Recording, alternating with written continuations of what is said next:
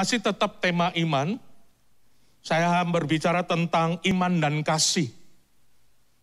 Bapak Ibu, ada banyak orang tidak bisa menyalurkan kasih karena imannya tidak mampu untuk menyalurkannya. Kasih berbicara tentang pengampunan. Ada banyak orang bertahun-tahun jadi orang Kristen, tapi tidak bisa memberi pengampunan loh Bapak Ibu. Kenapa? Karena kasih yang kita salurkan butuh iman. Butuh iman. Makanya orang Kristen yang imannya tidak teguh, sulit sekali untuk menyalurkan kasih. Kita butuh iman yang teguh untuk bisa menyalurkan kasih kepada orang lain. Nah ini penting sekali. Mari kita buka dulu dalam Alkitab kita. 2 Tesalonika pasal 1 ayat yang ketiga. Kami wajib selalu mengucap syukur kepada Allah karena kamu. Karena kamu saudara-saudara. Dan memang patutlah demikian. Karena imanmu makin bertambah dan kasihmu seorang akan lain makin kuat di antara kamu. Oh haleluya. Saudara, kasih di antara kamu semakin kuat. Kuncinya karena imannya bertambah teguh. Saya ulangi saudaraku, karena imanmu makin bertambah dan kasihmu seorang akan yang lain makin kuat di antara kamu. Ada banyak orang mengerti untuk menyalurkan kasih, tetapi tidak mampu untuk menyalurkan kasih kepada orang yang mungkin pernah menyakiti kita. Padahal kita tahu firman Allah, ngerti kebenaran, ampunilah musuhmu, ampunilah orang yang menyakiti, tapi kita tidak mampu menyalurkan kasih yang mengampuni itu tadi. Kenapa? Karena imannya. Karena imannya tidak bertambah teguh. Saudaraku yang kekasih, Alkitab berkata di dalam 1 Yohanes pasal 4, Allah adalah kasih. Saya baca dulu ayatnya. Kita telah mengenal dan telah percaya akan kasih Allah kepada kita. Allah adalah kasih. Katakan, Allah adalah. Dan barang siapa tetap berada di dalam kasih, ia tetap berada di dalam Allah dan Allah di dalam dia. Saya mau tanya Bapak Ibu. Tadi dikatakan Allah adalah kasih. Siapa di sini yang punya Allah, punya Tuhan dalam hidupnya? Boleh angkat tangan? Yang nggak angkat tangan berarti nggak ada ya. Saya ulangi lagi. Siapa di sini yang memiliki Allah Tuhan dalam hidupnya? Berarti kita memiliki kasih atau tidak? Karena Allah adalah terbatas atau tidak? Loh kenapa Pak Kufem? Kenapa banyak orang Kristen sama tetangga 2 tahun enggak Pak bicara? Padahal Allah adalah kasih. Kalau saya tanya kepada mereka, ngana anda punya Allah? Marah. Marah. Bisa-bisa saya tidak pulang dengan selamat. Kristen punya Allah doe. Kalau punya Allah berarti punya kasihnya terbatas tidak? Tidak terbatas. Tapi kenapa tidak bisa mengampuni? Kenapa tidak bisa menyalurkan kasih kepada orang lain? Kenapa? Kuncinya adalah iman. Waktu seseorang mempunyai iman yang kokoh, yang kuat, maka dia akan bisa menyalurkan kasih kepada orang lain. Sekalipun hatinya sakit, bahkan sakitnya di sini. Tapi dia bisa menyalurkan kasih. Bapak Ibu jemaat yang diberkati Tuhan. Kasih yang disalurkan dengan iman, itulah yang disebut kasih agape. Kasih yang dari Allah adalah kasih agape, kasih ilahi yang tidak menuntut balas dan tanpa memandang kelayakan yang menerima kasih tersebut. Itu kasih Allah. Padahal orang itu menyakiti kita, tapi kita mampu menyalurkannya. Padahal dia tidak layak karena so menyakiti orang.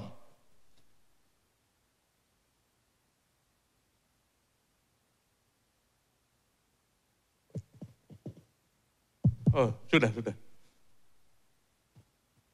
Saudara, ini penting.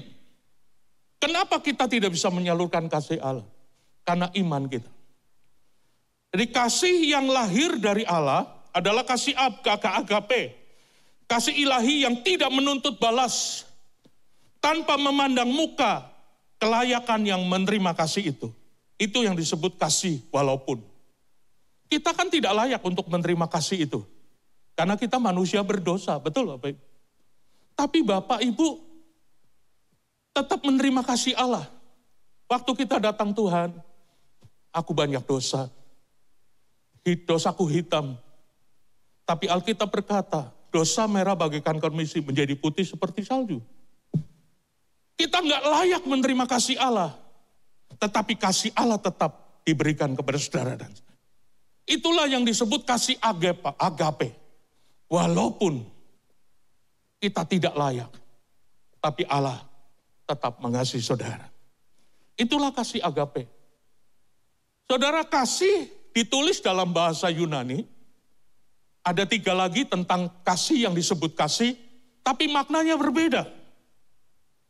Ada kasih lain yang dalam bahasa Yunani juga disebut kasih, tapi maknanya berbeda. Yaitu storge. Storge itu kasih antara orang tua dan anak. Kakak beradik, keluarga, itu storge. Tapi kasih keluarga ini juga, kasih storge juga itu bersyarat. Contoh orang tua, kalau nilaimu 9, kalau nilaimu 10, itu baru anak papa. Pernah bapak-bapak bilang begitu? Kalau dia pulang nilainya 5, anak siapa? Papa-papa kasihnya bersyarat. Ibu-ibu kasihnya bersyarat. Kasih storge saja ada syaratnya. Kasih yang berikutnya adalah kasih persahabatan, phileo. Ada teman dekat sekali, akrab, sahabat, itu phileo. Tapi kasih sahabat, kasih pertemanan pun ada syaratnya. Kalau ngana baik, kita baik, no? Begitu dekat sampai baku ganti. Nomor sepatu baku tahu nomornya. Kenapa? Karena baku ganti nomor. Baku ganti sepatu.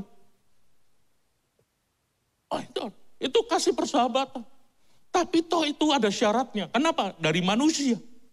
Storge, phileo juga kasih manusia. Nah yang lebih parah ini kasih eros. Kasih eros. Kasih eros adalah kasih asmara antara pria dan wanita yang mengandung nafsu hawa nafsu.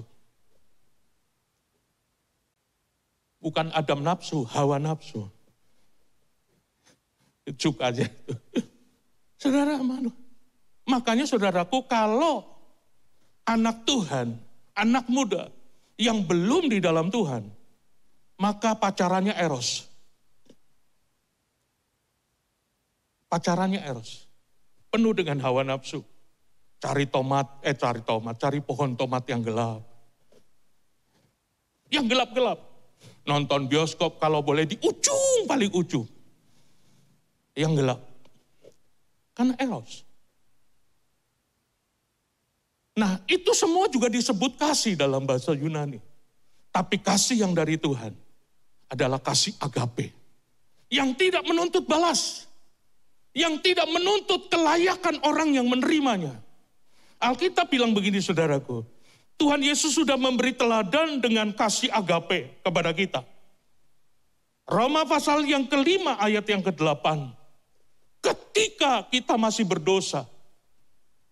Loh. Akan tetapi Allah menunjukkan kasih-Nya kepada kita. Oleh karena Kristus telah mati untuk kita ketika, apa saudara? Mana ada kasih yang seperti ini? Kasih manusia walaupun kakak adik, walaupun papa mama terhadap anak-anak tetap menuntut balik. Ada persyaratan. Kalau ngana baik-baik, papa mau kasih, no? Ada syaratnya. Ada syaratnya. Jadi saya juga kadang-kala belajar Tuhan, kasih terhadap anak saya. Saya berusaha untuk tanpa syarat. Sehingga saya bisa menerima anak saya apa adanya. Karena orang tua seringkali nuntut. Kalau nilaimu banyak merah, kebakaran, papale kebakaran. Wah. Makanya tidak pada masa-masa sekolah Bapak Ibu, siapa yang tidak berani orang tua yang ambil rapot? Suruh tukang kebun. Kenapa? Karena bersyarat orang tua. Betul gak Bapak Ibu? Kasih keluarga saja bersyarat. Hanya satu kasih yang tanpa syarat, yaitu kasih Allah. Kasih agape. Ketika kita masih berdosa, Allah bisa memberikan kasihnya.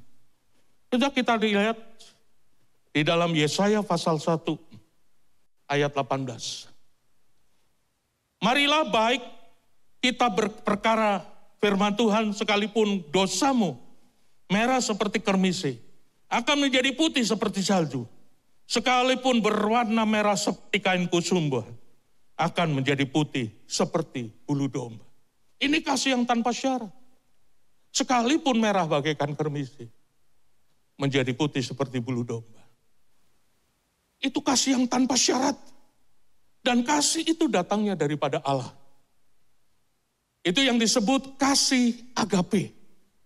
Nah, Bapak Ibu yang kekasih dengar baik-baik. Kita sebagai anak Tuhan dituntut untuk menyalurkan kasih yang sama.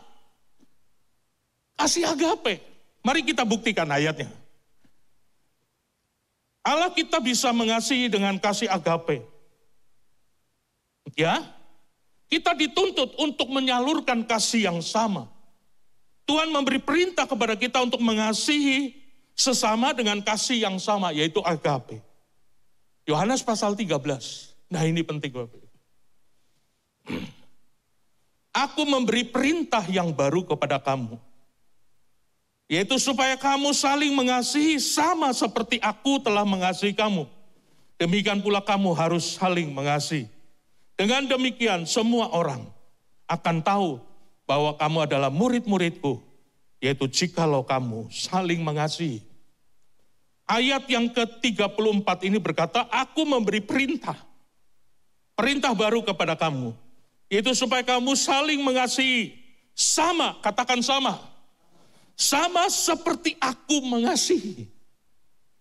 Yesus mengasihi dengan agape, maka kita juga mengasihi dengan atas sama. Kita harus mengasihi orang lain sama seperti Kristus mengasihi kita. Walaupun kita masih berdosa. Walaupun dosa kita merah bagaikan kermisi. Menjadi putih seperti salju. Enggak mudah memang Bapak Ibu. Untuk kita mengasihi seperti Tuhan mengasihi kita.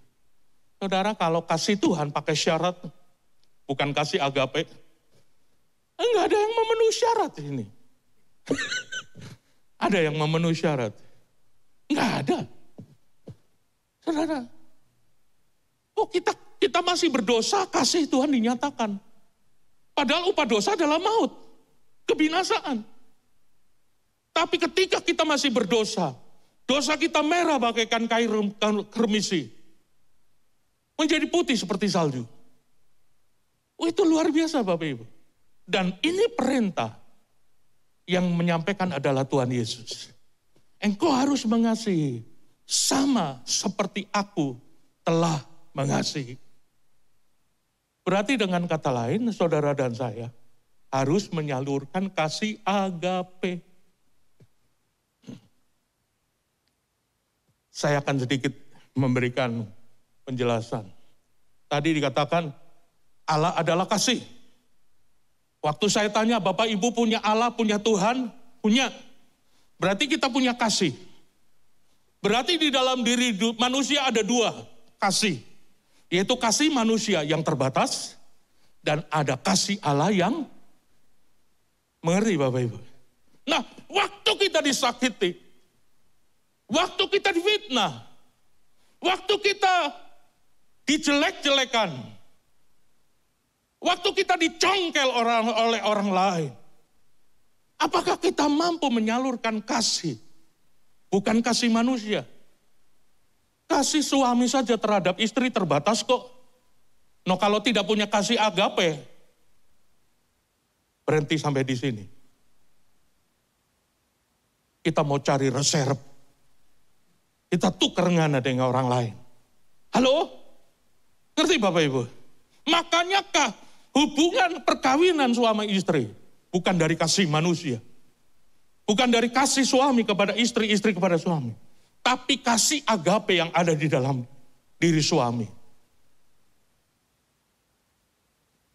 Saya ingat saudaraku, ada suatu saat ada hamba Tuhan berkata, kalau bisa ditukar kok ngana kita tukar. Oh Tuhan Yesus. Cuma karena ada kasih Allah.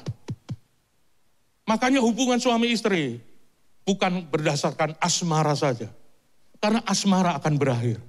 Tapi kasih Allah tidak akan berakhir. Contoh, waktu pacaran dulu. Dengar telepon, berdebar nggak do hati? Kalau saya berdebar. Dulu pacaran saya jarak jauh. Antara Manado dan Kota Mobagu. Di Kota Mobagu kami punya telepon masih otelan. Di Pastori. Kalau ada telepon bunyi, ring, kuat sekali tuh. Ring. Anak-anak yang angkat. Ternyata yang telepon sayangku. Maka anak-anak berteriak, Kak Edi, ada telepon Kak Titi. Iya Tuhan, ini jantung berdebar-debar. Rasa-rasaku kan terbang. Kalau boleh terbang dari Kota Mobagu ke Manado, terbang saya. Begitu dengar, halo sayang, itu baru telepon. Apalagi gandengan tangan, nyetrum. Tapi sekarang, biar bertelepon berkali-kali tidak bergetar tuh hati. Menandakan bahwa kasih manusia tapi kita punya kasih Allah yang tidak terbatas. Itulah kasih agape. Amin Bapak Ibu. Haleluya. Biar orang berulang-ulang bikin sakit hati. Tapi kita bisa mampu mengasihi. Kenapa? Yang kita salurkan bukan kasih manusia. Tapi kasih Allah yang tidak terbatas. Namun, untuk bisa kita menyalurkan kasih agape, untuk kita mampu mengambil keputusan, harus dengan iman yang kuat. Kalau iman kita nggak kuat, kalau kita tidak memiliki iman, sulit untuk kita bisa melepaskan kasih kepada orang lain. Betul nggak Bapak Ibu? Maka kita perlu, untuk kita bisa mengasihi dengan kasih agape, maka iman kita harus bertambah teguh. Saya ulangi pembacaan awal tadi. Kami wajib selalu mengucap syukur kepada Allah. Karena kamu saudara-saudara. Dan memang patutlah demikian. Karena imanmu makin bertambah dan kasihmu seorang akan yang lain makin kuat di antara kalian. Kita tidak akan mungkin bisa menyalurkan kasih itu kalau iman kita tidak kuat. Makanya ada orang Kristen yang mengatakan sampai mati kita tidak mau ampuni pangana. Padahal dia Kristen. Ngerti ya Bapak Ibu? Sampai mati kita tidak ampuni pangana. Padahal dia orang percaya, tahu firman Allah. Tapi tidak mampu melepaskan kasih agape. Karena iman tidak bertambah kuat. Memang sulit Bapak Ibu. Pak Pendeta Edi, Pak Pendeta khotbah, apakah Pak Pendeta pernah ngalami? Iya, ilah makanan hari-hari itu. Saya difitnah, dijelek-jelekan. Biasanya kalau pendeta, yang menyakiti juga pendeta. Lah iya benar Bapak Ibu. Saya pernah disakiti. Disakiti begitu rupa. Sampai suatu saat saya mengambil keputusan akan membalas. Saya beli tiket Bapak Ibu. Waktu itu masih ada pesawat Burak. Saya ingat, saya pesan tiket di Pola Pelita Express. Ya, Pak Rudi pernah kerja di sana. Saya beli tiket Pak. Waktu itu tiketnya, harganya saya lupa. Pokoknya saya dapat pengembalian cuma separuh waktu. Saya berangkat pesawat jam 11.25 menit. Besok mau berangkat. Pada waktu besok saya baru berangkat. Malamnya, saya nggak bisa tidur. Jam 2 malam saya nggak bisa tidur. Gelisah.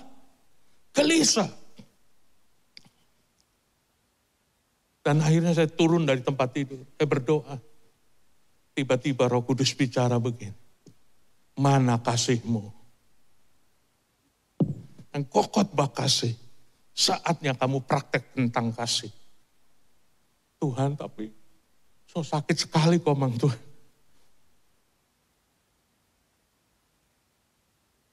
Saya akan balas. Dan saya sudah mempersiapkan balasannya. Dan kalau saya balas, akan kacau rumah tangganya. Saya berani jamin kalau saya balas, rumah tangganya akan kacau. Karena saya punya kartu as kehidupan orang tersebut. Yang saya bisa buka di tengah-tengah keluarganya. Dan itu pasti kacau balau. Udah tahu jam 2 itu, saya nangis, saya berlutut. Tuhan jelas berkata, mana kasihmu?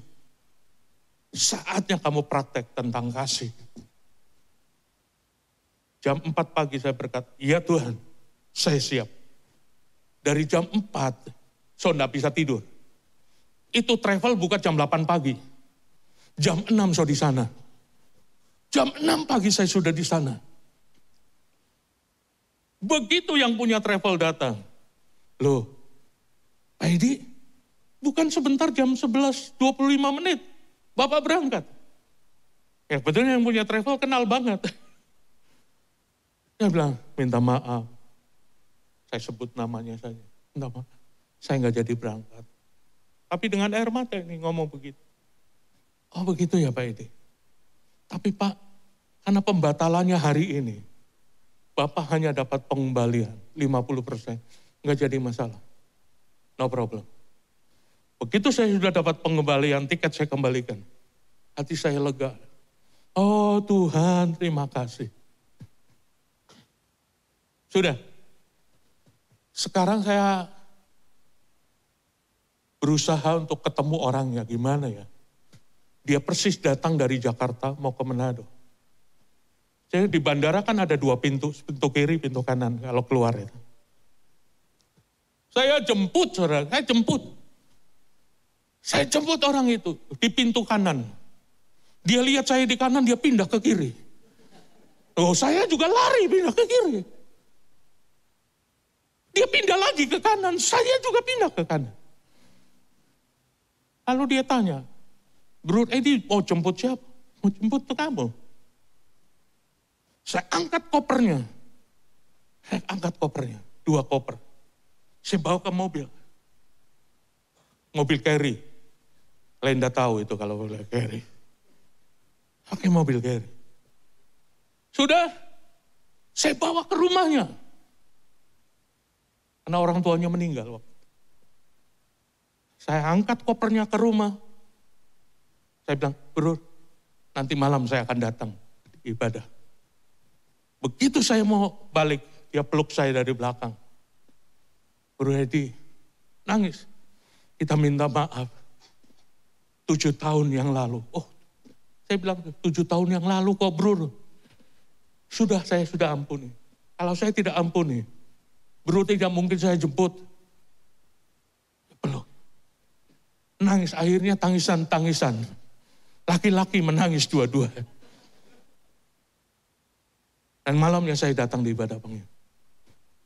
Bapak Ibu jangan saudara berpikir saya enak-enak. Tidak pernah mengalami. Berulang-ulang. Dan itu kadang-kadang sesama hamba Tuhan. Saudara, ini penting. Karena Alkitab mengajar kepada kita, kita harus iman kita bertambah teguh. Tujuannya apa? Supaya kita mampu bisa menyalurkan kasih agape itu. Kita tidak mungkin bisa menyalurkan kasih agape tanpa iman. Kolose pasal yang kedua ayat 7, kita menerima Yesus sebagai Tuhan dan Juru Selamat itu sudah baik. Tapi Tuhan mau imanmu bertambah teguh. Hendaklah kamu berakar di dalam Dia dan dibangun di atas Dia. Hendaklah kamu bertambah teguh. Katakan bertambah teguh. Hendaklah kamu bertambah teguh dalam iman yang telah diajarkan kepadamu. Dan hendaklah hatimu melimpah dengan syukur. Oh, haleluya.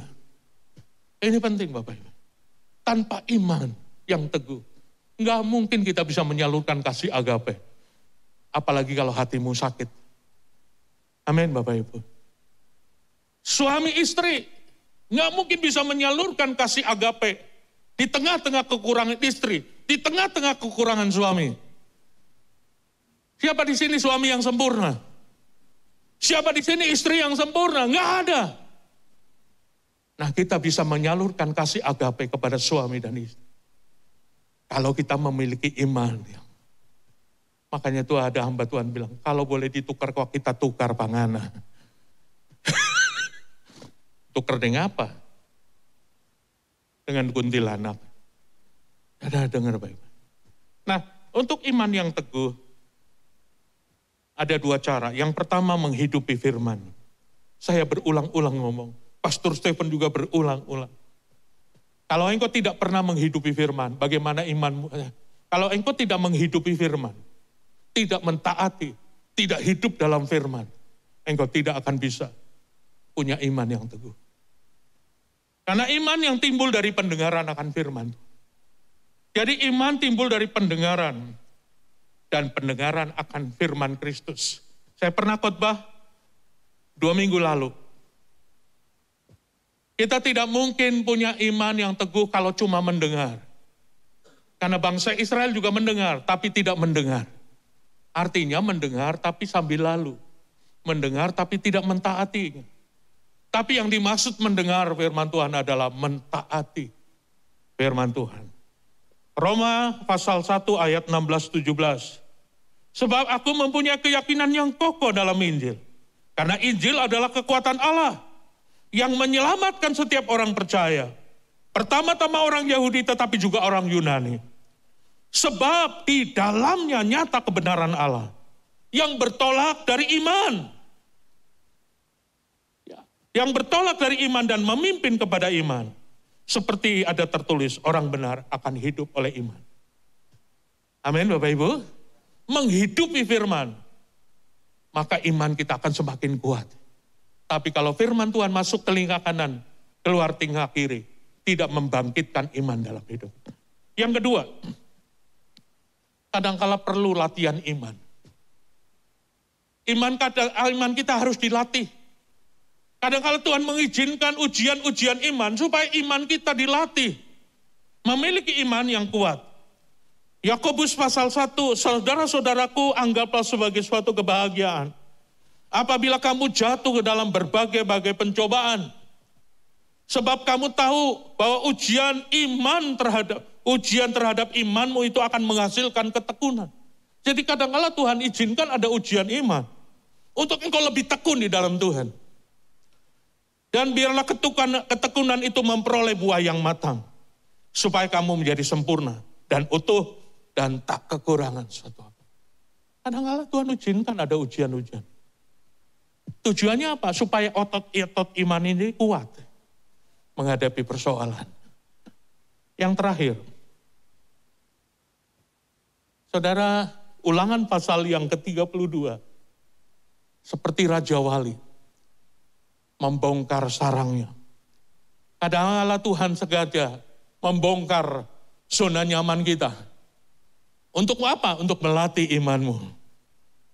Laksana Raja Wali yang menggoyang bangkitkan isi sarangnya. Melayang-layang di atas anak-anaknya. Mengembangkan sayapnya, menampung seekor, dan mendukungnya di atas kepaknya. Demikianlah Tuhan sendiri menuntun dia. Tidak ada Allah asing menyertai dia. Saudara, anak Raja Wali yang nyaman di sarang,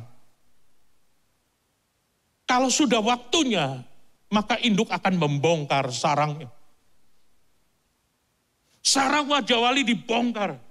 Mungkin waktu sarangnya dibongkar, anaknya berteriak, "Mama, tega nian, tega amat, ele aman gak tega." Diporak-porandakan sarangnya. Berbicara zona nyaman kita dibongkar.